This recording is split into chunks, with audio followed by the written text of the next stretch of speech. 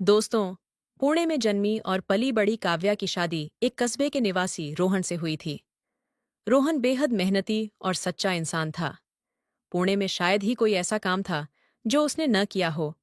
वह हर सुबह काम पर निकल जाता और घर पर बहुत कम वक्त बिताता, जिससे काव्या अकेली पड़ जाती।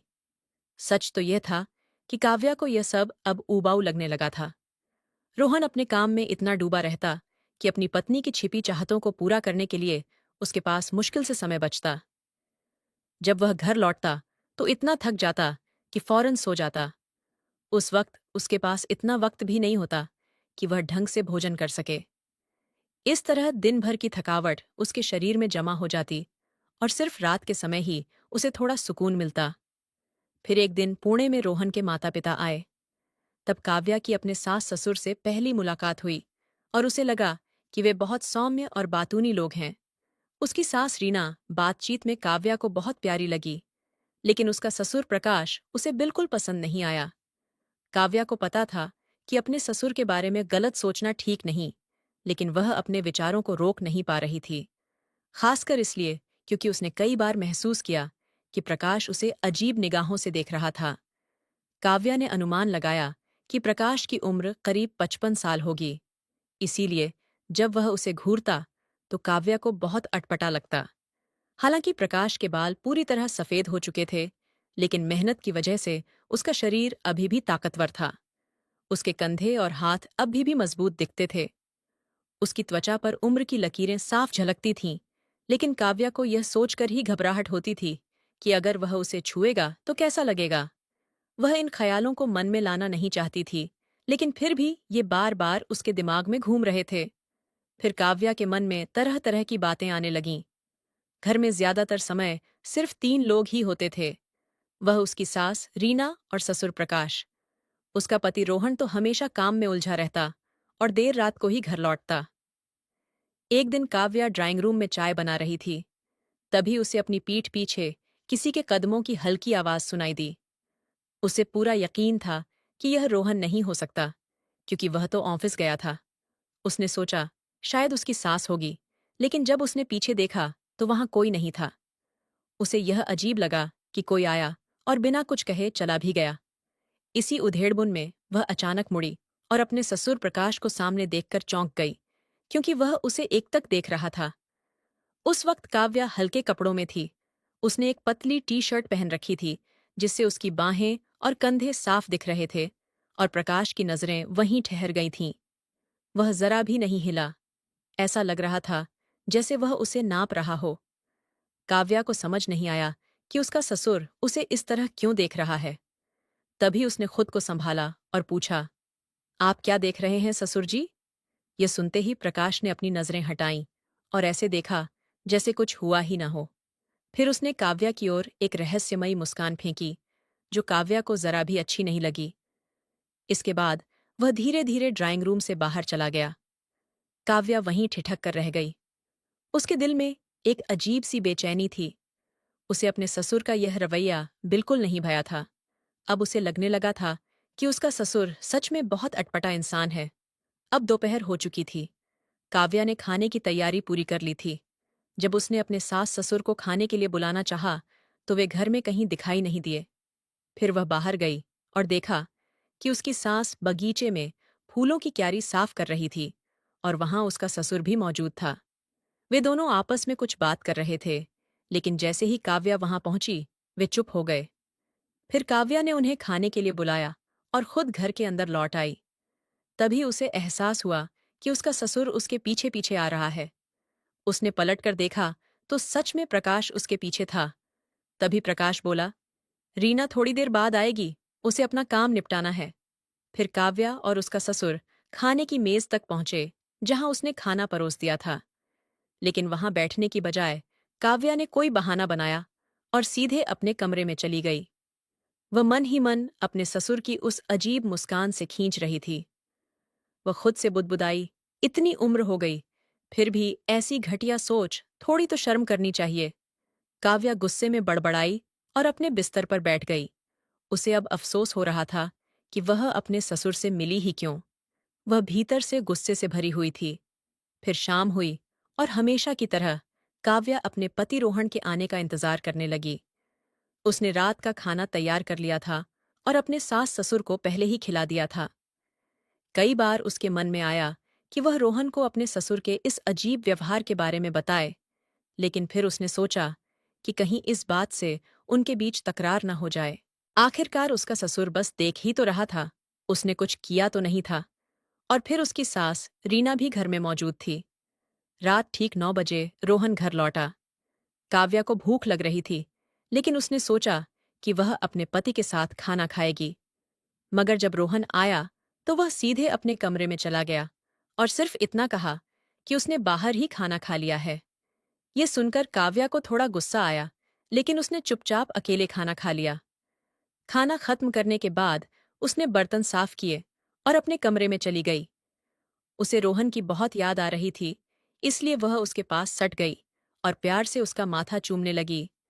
लेकिन रोहन गहरी नींद में था और उसे इसका जरा भी एहसास नहीं हुआ। नालायक काव्या ने मन ही मन गुस्से में कहा और कंबल ओढ़कर लेट गई। जब भी उसे अपने पति की जरूरत महसूस होती, हमेशा ऐसा ही होता था। रोहन दिन भर काम करके इतना थक जाता कि उसे कुछ पता ही नहीं चलता था। अब तो 6 महीने से ज्यादा हो गए थे, लेकिन उनके बीच कोई नजदीकी नहीं बनी थी। आखिर मैं ही क्यों सब कुछ सहूं? काव्या ने सोचा, लेकिन कोई रास्ता नजर नहीं आया। इसलिए वह अब सच में तंग आ चुकी थी। फिर भी उसके पास कोई दूसरा विकल्प नहीं था। वह अब सुबह के 6 बजे का इंतजार कर रही थी, क्योंकि आमतौर पर उस वक्त रोहन उसे मना नहीं करता था। उस वक्त वह भी इसके लिए तैयार रहता था। जैसे ही घड़ी में 6 बजे, काव्या ने रोहन को जगाने की कोशिश की। उसे उम्मीद थी कि शायद इस बार वह उसकी बात मान ले, लेकिन रोहन ने करवट बदली और सोता रहा। काव्या तिलमिला उठी और गुस्से में बोली, तुम हर बार यही करते हो। उसे बहुत गुस्सा आ रहा था कि रोहन उसे बार बार अनदेखा कर रहा था। उसका मन बेचैन था और उसे समझ नहीं आ रहा था कि अपनी भावनाओं को कैसे काबू करे। हर बार वही कहानी दोहराई जा रही थी और अब उसे लगने लगा था कि इस अधूरेपन से निजात पाना जरूरी है। फिर उदास मन से वह उठी और अपने रोज के कामों में जुट गई। हर दिन वही ढर्रा, खाना बनाना, कपड़े धोना, घर संभालना। अब काव्या को ये सब बोझिल लगने लगा था। वह जानती थी कि जब रोहन घर आएगा तो कुछ नहीं बदलेगा, क्योंकि वह फिर से थका हुआ होगा और उसकी परवाह नहीं करेगा। शायद वह सच में बहुत थक जाता हो। काव्या ने खुद को बहुत समझाने की कोशिश की, लेकिन क्या यह सिर्फ थकान थी या रोहन का उसमें अब कोई रुझान नहीं बचा था? कई बार उसने सोचा कि अपनी बात रोहन से कह दे, लेकिन फिर झगड़े का डर उसे रोक लेता। वह अपनी शादी में कोई दरार नहीं चाहती थी, इसलिए उसने चुप रहना ही बेहतर समझा। सुबह के नाश्ते के वक्त उसकी सास ने अचानक पूछा, काव्या, तुम्हारी और रोहन की शादी को इतने साल हो गए, लेकिन अब तक कोई बच्चा नहीं। मैं तो बस इस आस में हूं कि कब मेरे नाती पोते मेरे साथ खेलेंगे। जब तक मेरी सेहत ठीक है, मुझे ये सुख कब दोगी? ये सुनकर काव्या ने रोटी का निवाला हाथ में रोक लिया और सोच में डूब गई। सच में अब तक बच्चा क्यों नहीं हुआ? उसने खुद से सवाल किया। क्या रोहन को परिवार बढ़ाने की कोई जल्दी नहीं, या इसके पीछे कोई और बात है? यह सोचकर काव्या ने हल्के से मुस्कुराकर अपनी सास की बात टाल दी और कोई जवाब नहीं दिया। उस वक्त वे दोनों ही नाश्ता कर रहे थे, क्योंकि उसका ससुर अभी तक सो रहा था। यह ठीक ही था, वरना काव्या का गुस्सा फूट पड़ता और वह कुछ कह बैठती। फिर दिन जल्दी ही गुजर गया और रात होने पर काव्या को दिन भर के कामों से पसीने की चिपचिपाहट महसूस हुई। इसलिए वह नहाने के लिए बाथरूम चली गई। बाथरूम घर के कोने में था। जैसे ही पानी की बौछार उसके शरीर पर पड़ी, उसे अपने भीतर एक अजीब सी सिहरन महसूस हुई। लेकिन तभी उसे लगा जैसे कोई उसे देख रहा हो। उसने फौरन चारों तरफ नजर घुमाई और देखा कि बाथरूम का दरवाजा थोड़ा खुला हुआ है। हालांकि उसे पूरा यकीन था कि उसने इसे अच्छे से बंद किया था। फिर भी उसने ज्यादा ध्यान नहीं दिया और जल्दी से नहाने लगी। कुछ ही मिनटों में उसने नहा लिया। फिर उसने तौलिए से खुद को पोंछा और जैसे ही कपड़े पहनने के लिए हाथ बढ़ाया, उसे याद आया कि वह कपड़े अंदर लाना भूल गई थी। अब उसके पास कोई और रास्ता नहीं था सिवाय इसके कि वह तौलिए में लिपट कर बाहर निकले। मजबूरी में काव्या ने तौलिया लपेटा और बाथरूम से बाहर आई तो सामने अपने ससुर प्रकाश को कुर्सी पर बैठे देखा, जो बाथरूम की तरफ टकटकी लगाए हुए था। काव्या ने महसूस किया कि प्रकाश का शरीर सख्त हो गया था, लेकिन वह खामोश रही और चुपचाप अपने कमरे में चली गई। क्या हो सकता है कि उसका ससुर ही उसे नहाते वक्त देख रहा था? क्या उसने ही दरवाजा खोला था? इस सोच से काव्या के मन में उलझन बढ़ने लगी। वह नाराज थी, लेकिन कहीं न कहीं उसके भीतर एक अजीब सा रोमांच भी था। हालांकि उसने इस ख्याल को दिमाग से झटकने की कोशिश की और कपड़े पहन लिए। फिर हर दिन की तरह आज भी रात 9 बजे रोहन घर लौटा। आज काव्या ने उसका इंतजार नहीं किया और खाना खा लिया, क्योंकि वह जानती थी कि रोहन फिर वही कहेगा कि उसने बाहर खाना खा लिया है। खाने के बाद वह अपने कमरे में बिस्तर पर लेट गई और अब उसे कोई उम्मीद नहीं थी कि आज रात उनके बीच कुछ होगा। वैसे भी वह अब इसकी आदी हो चुकी थी। उसे खुद नहीं पता था, या शायद वह बस रोहन से नाराज थी। खैर, वह सोने का नाटक करने लगी और बिना हिले पीठ फेर कर लेट गई। उसे पता था कि रोहन कपड़े बदलकर सीधे सो जाएगा, और उसका अनुमान सही निकला। कुछ ही पलों में उसने महसूस किया कि रोहन उसके पास लेट गया। फिर उसने धीरे से काव्या का कंबल खींचा और खुद उसमें घुस गया। तब भी काव्या ने अपनी आंखें बंद रखीं ताकि रोहन सो सके। लेकिन तभी उसने महसूस किया कि रोहन ने उसके कंधे पर हल्का सा चूमा और धीरे धीरे उसकी पीठ की ओर बढ़ने लगा। तब काव्या के शरीर में एक गर्मी सी दौड़ गई, क्योंकि उसने यह एहसास बहुत दिनों बाद महसूस किया था। अब वह सोने का नाटक नहीं कर पाई और उसने रोहन का हाथ पकड़ लिया। ऐसा लग रहा था जैसे काव्या भी उसे बहुत मिस कर रही थी। उसने खुद कहा कि कितने दिनों से वे ऐसा नहीं कर पाए थे। तब सब कुछ बहुत तेजी से हुआ और एक पल में वे एक दूसरे के बहुत करीब आ गए। काव्या बहुत खुश थी और खुद को रोक नहीं पा रही थी। जब रोहन पूरी तरह उसके करीब आया तो काव्या को लगा कि अब उसका अकेलापन खत्म होने वाला है। लेकिन तभी कुछ ही मिनटों में उसने महसूस किया कि रोहन अपनी चरम सीमा तक पहुंच गया था। वह थक गया था और जैसे ही सब खत्म हुआ, वह बिना कुछ कहे सो गया। काव्या ने उसे हल्के से थपथपाया, लेकिन वह नहीं जागा। उसे एहसास हुआ कि रोहन गहरी नींद में चला गया था। इससे काव्या को बहुत गुस्सा आया, क्योंकि वह फिर से अधूरी रह गई थी। उसने फिर से उसे जगाने की कोशिश की, लेकिन कोई फायदा नहीं हुआ। गुस्से में उसने रोहन को घूरा, क्योंकि उसे बुरा लगा कि उसने बिना कुछ कहे उसे छोड़ दिया और सो गया। उसका शरीर अभी भी उत्तेजना से भरा था, लेकिन अब वह कुछ नहीं कर सकती थी। उसने गहरी सांसें लीं और खुद को शांत करने की कोशिश की। थोड़ी देर बाद वह बिस्तर पर लेट गई और सोने की कोशिश करने लगी, लेकिन उसकी बेचैनी कम नहीं हुई। सुबह होते ही वह जल्दी उठी और घर के बगीचे में चली गई। काव्या का मन अभी भी रोहन से उखड़ा हुआ था, इसलिए जब वह काम पर जाने लगा तो उसने उससे बात करने या मिलने की जरूरत भी नहीं समझी। उसे लगा कि शायद आज रात वह पूरी तरह संतुष्ट हो जाएगी, लेकिन अब उसे पहले से भी ज्यादा खालीपन महसूस हो रहा था। फिर उसने खुद को व्यस्त रखने के लिए बगीचे में झाड़ू लगाना शुरू किया, और इस दौरान उसे पता ही नहीं चला कि उसका ससुर प्रकाश खिड़की से उसे देख रहा था। अच्छा हुआ, अगर मेरा पति मुझे अधूरा छोड़ सकता है तो ये बूढ़ा भी बस देख ही सकता है, उसने गुस्से में सोचा। उसे ये बहुत गलत लग रहा था कि रोहन खुद तो संतुष्ट हो जाता है, लेकिन उसे अधूरा छोड़ देता है।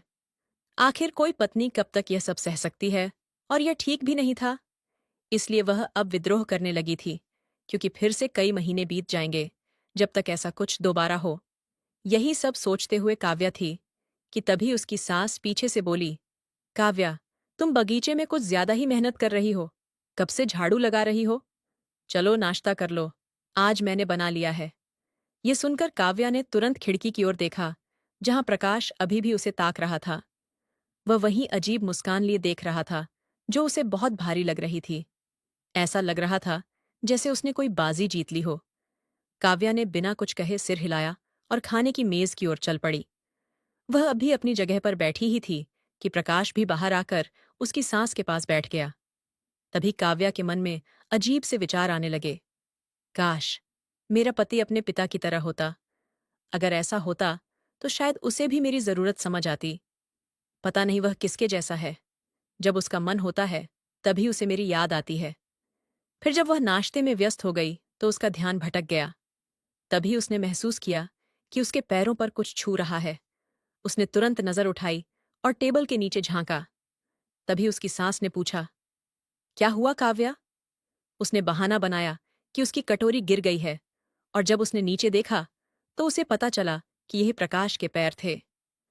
प्रकाश ने उसके पैरों को हल्के से छुआ था, जैसे कोई संकेत दे रहा हो। आमतौर पर काव्या इस पर भड़क उठती, लेकिन आज उसे कुछ अलग महसूस हो रहा था।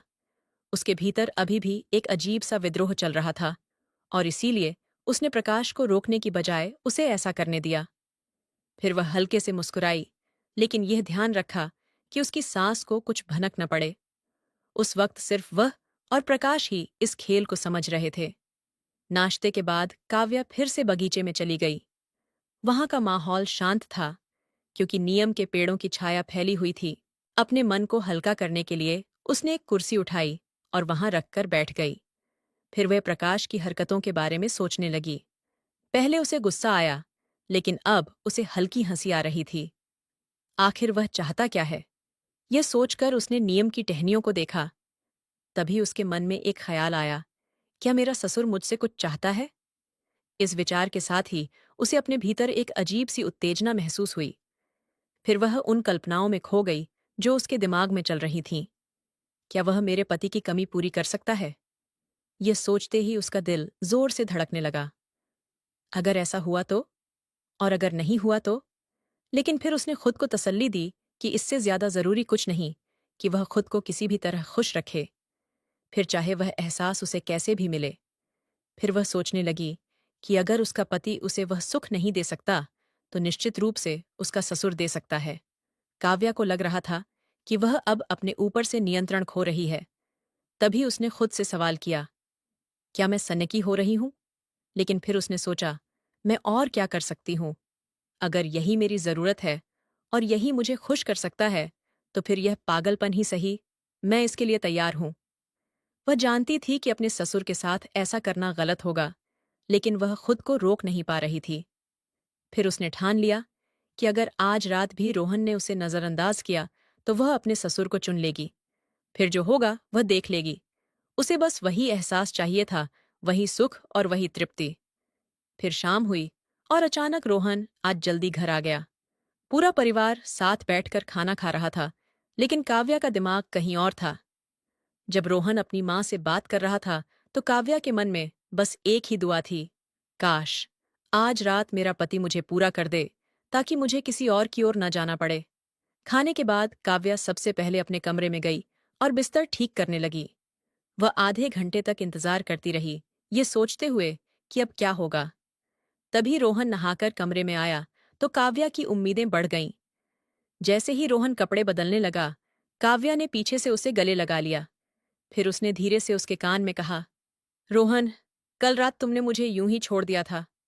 प्लीज, आज तो मुझे वह सुख दे दो। लेकिन तभी रोहन ने उसकी बाहें अपनी कमर से हटाईं और बोला, आज मैं बहुत थक गया हूं, इसीलिए जल्दी आया हूं। मुझे सोने दे। यह सुनकर काव्या का गुस्सा भड़क उठा। उसने ताने मारते हुए कहा, तुम ऐसे बोल रहे हो जैसे हर रात मुझे खुश करते हो। मैं थक गई हूं हर बार अधूरी रहकर।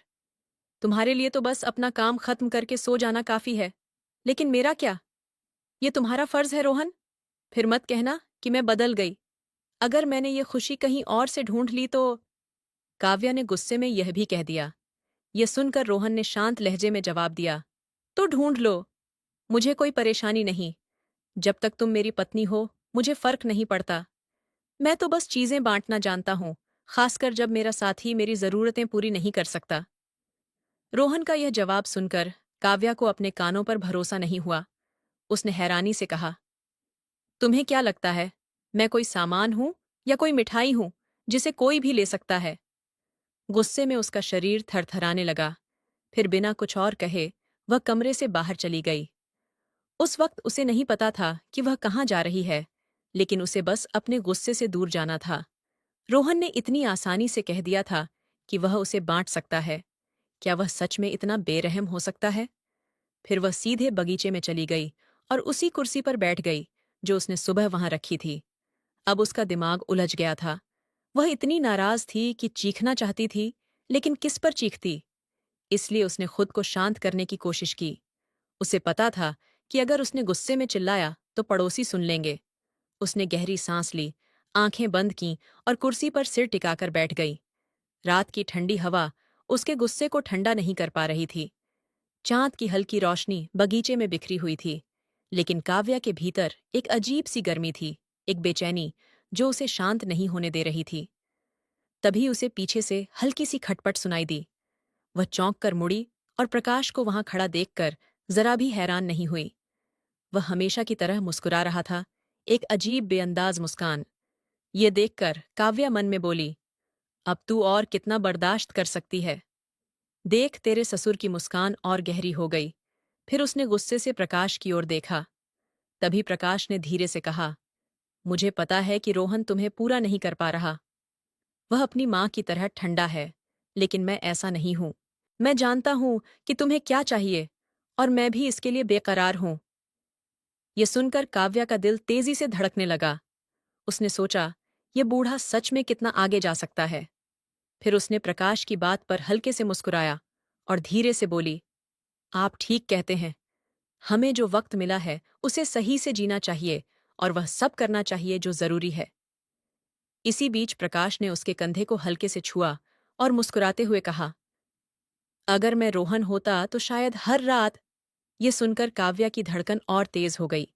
अब वह एक अजीब सी उत्तेजना महसूस करने लगी, क्योंकि ये वही बातें थीं जो वह रोहन से सुनना चाहती थी, लेकिन यह उसका ससुर था जिसने यह कहा।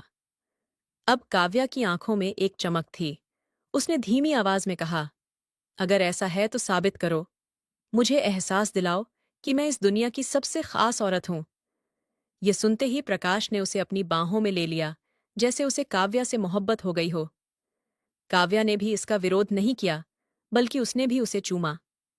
फिर उन्होंने अपनी भावनाओं को पूरी तरह खुला छोड़ दिया। उन पलों में उन्हें किसी की परवाह नहीं थी। ऐसा लग रहा था जैसे दोनों एक दूसरे के लिए तड़प रहे थे। आंखें बंद हो गईं। वे पसीने से तर हो चुके थे और उस पल को जीने में मगन थे। कुछ ही देर में वे उस ऊंचाई तक पहुंच गए जहां वे जाना चाहते थे। अगली सुबह काव्या देर से जागी, क्योंकि वह बहुत थक गई थी, और प्रकाश भी। रात की थकान ने उनकी ताकत जैसे छीन ली थी, इसलिए वे अब आराम करना चाहते थे। हालांकि काव्या का मूड सुबह ताज़ा था, शायद इसलिए कि पिछली रात उसे पूरा संतोष मिला था, और वह उस मुकाम तक पहुंची थी जो उसका सपना था। अब उसे कोई असहजता नहीं थी, न ही जो हुआ उसका कोई अफसोस था। उसे कोई अपराध बोध भी नहीं हुआ, क्योंकि रोहन ने ही उसे इस राह पर धकेला था। अब वह और प्रकाश ऐसे व्यवहार कर रहे थे जैसे कुछ हुआ ही न हो। उनके लिए यह सब आम हो गया था। अब वे अगली रात का इंतजार कर रहे थे। उस रात काव्या ने बहुत कुछ अनुभव किया था। फिर उसने रोहन के कपड़े धोए और हल्की मुस्कान के साथ सोचा, क्या पिछली रात की कोई कीमत थी? अगर हर रात ऐसी होती तो मुझे अब इंतजार न करना पड़ता। इस बीच वक्त तेजी से बीता और रात फिर आ गई। उन्होंने थोड़ी देर बात की। कभी कभी जब वह नहाने जाती और उसकी सास आसपास होती, तो प्रकाश उसे गहरी नजरों से देखता। हालांकि काव्या अब और उत्साहित हो गई थी, इसीलिए रात होते ही उसने जल्दी खाना खा लिया और रोहन का इंतजार नहीं किया। रात 9 बज चुके थे, लेकिन रोहन अभी तक नहीं आया था। काव्या बगीचे में जाने की सोच रही थी, लेकिन डर था कि अगर रोहन अचानक आ गया तो वे पकड़े जाएंगे। फिर भी उसका मन बढ़ रहा था, इसीलिए वह बगीचे में चली गई। चांदनी अभी भी चमक रही थी और वह अपनी पसंदीदा जगह पर बैठ गई। कुछ ही देर बाद प्रकाश भी वहां आ गया। आते ही उसने काव्या के कंधों को थामा। उनकी नजरें मिलीं, लेकिन तभी रीना अचानक वहां आ गई। अपनी सास को देखकर काव्या की आंखें चौड़ी हो गईं और वह जल्दी से खुद को संभालने लगी। प्रकाश भी चौंक कर कुर्सी पर बैठ गया। तभी रीना बोली, प्रकाश, मैं तुम्हारे लिए नींबू पानी लाई हूं। नीम के पेड़ के नीचे बैठना थकाऊ होता है, इसे पी लो। यह सुनकर काव्या को राहत मिली कि रीना ने कुछ नहीं देखा। रीना ने अपने पति को गिलास दिया और मुस्कुराते हुए बोली, शुक्रिया प्रकाश, और फिर वहां से चली गई। जाते जाते वह रुकी और मुड़कर बोली, अरे ठीक है, तुम लोग आगे बढ़ो। लेकिन प्रकाश, जरा ध्यान से। फिर उसने हंसते हुए कहा, आराम से, अभी पूरी रात बाकी है। इतना कहकर वह अंदर चली गई। ये सब अपनी सास से सुनकर काव्या उलझन में पड़ गई। तभी प्रकाश ने धीरे से कहा, मैंने तुमसे कहा था, वह इन मामलों में कंजूस नहीं है, बिल्कुल अपने बेटे की तरह। काव्या ने यह सुनकर मुस्कुरा दिया। फिर वे अपने काम में जुट गए और कुछ ही पलों में वे उस सुख तक पहुंच गए जहां वे जाना चाहते थे। काव्या को समझ नहीं आ रहा था कि वह हंसे या हैरान हो, लेकिन एक बात पक्की थी कि जो हो रहा था उससे वह बहुत खुश थी। रात गहरी होती जा रही थी, लेकिन काव्या और प्रकाश अपनी दुनिया में डूबे हुए थे। दोनों एक दूसरे में खो गए थे। चांदनी उनके चेहरों पर रोशनी डाल रही थी। ऐसे ही सुबह तक वे साथ रहे। काव्या की आंखों में एक अलग चमक थी, जैसे उसे अब किसी बात की चिंता न रही हो। हालांकि वह जानती थी कि यह सब गलत हो सकता है, लेकिन उसके दिल को यही चाहिए था। उधर रोहन अभी तक घर नहीं आया था। सुबह 5 बजे काव्या ने धीरे से अपनी जगह संभाली, जैसे कुछ हुआ ही न हो। प्रकाश भी अपने काम में लग गया। अब दिन बीतते गए और यह सिलसिला चलता रहा। काव्या को अब किसी चीज की परवाह नहीं थी। उसके लिए बस वही पल मायने रखता था जब वह प्रकाश के साथ होती थी। लेकिन एक दिन सब बदल गया। रोहन अचानक घर लौट आया। उसकी आंखों में कुछ अजीब था। वह सीधे काव्या के पास आया और बिना कुछ कहे उसे देखने लगा। काव्या का दिल तेजी से धड़कने लगा। प्रकाश भी पास ही था, लेकिन वह चुपचाप खड़ा रहा। तभी रोहन बोला, काव्या, तुम बहुत खुश दिख रही हो। उसकी आवाज में कुछ छिपा हुआ था। काव्या ने जबरदस्ती मुस्कुराकर कहा, हाँ, बस यूं ही। लेकिन रोहन ने उसकी आंखों में देखा और हल्के से मुस्कुराया। फिर बोला, अच्छा है, जो तुम्हें खुशी दे वही करो। इतना कहकर वह अंदर चला गया। काव्या को समझ नहीं आया कि यह इजाजत थी या चेतावनी, लेकिन अब वह रुकने वाली नहीं थी। उसने आंखें बंद कीं, हल्के से मुस्कुराया और प्रकाश की ओर देखा। फिर दोनों हंस पड़े। तो दोस्तों, यह थी हमारी आज की नई कहानी। आपको यह कैसी लगी? कमेंट में ज़रूर बताएं। अगर यह कहानी आपको पसंद आई तो इसे लाइक करें और अपने दोस्तों के साथ शेयर करें। ऐसी ही रोचक कहानियों के लिए हमारे चैनल को सब्सक्राइब करें और बेल आइकन दबाना न भूलें, ताकि आप कोई भी कहानी मिस न करें। धन्यवाद।